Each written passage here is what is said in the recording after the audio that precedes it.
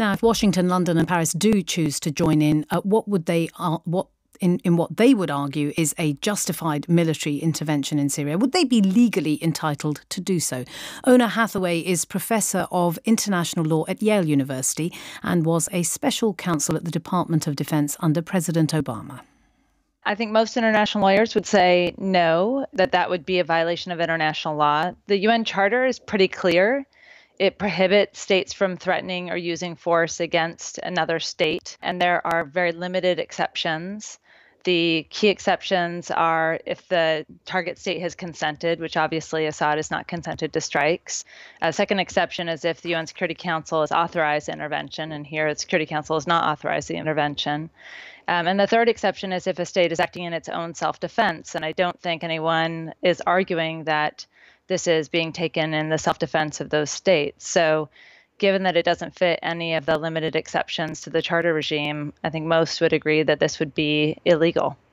And in the context of domestic law in the United States, for instance, would it be justifiable for the president to take the action unilaterally?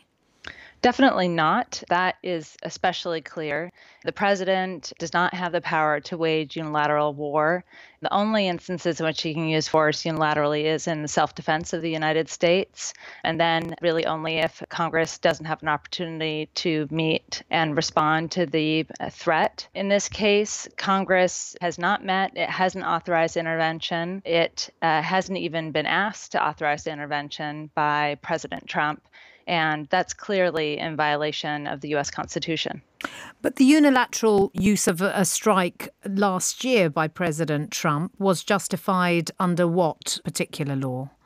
Well, what's so interesting is they never did bother to justify it. There was never any legal opinion made public. Congress has called for an opinion that was apparently written but was never made public to be made public.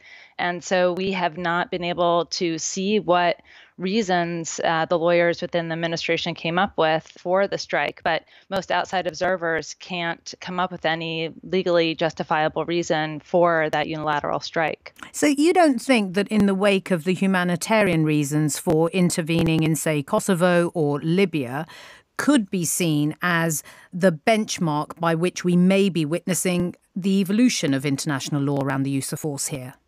Well, Libya is very different because, of course, there the Security Council did authorize the intervention. So as a matter of international law, that was permitted, and that was a humanitarian intervention consistent with the UN Charter framework, although some would argue that there was an overstepping of the Security Council resolution. Kosovo is a closer example. It was a fairly limited strike, and there's plenty of arguments back and forth between scholars and practitioners as to whether that was legal. But I think even most of its defenders would say that it was, quote, illegal but legitimate, which is to say illegal, that there wasn't ever a significant claim that that was consistent with UN Charter framework. That was Oona Hathaway, Professor of International Law at Yale University. She was also Special Counsel at the Department of Defense under President Obama.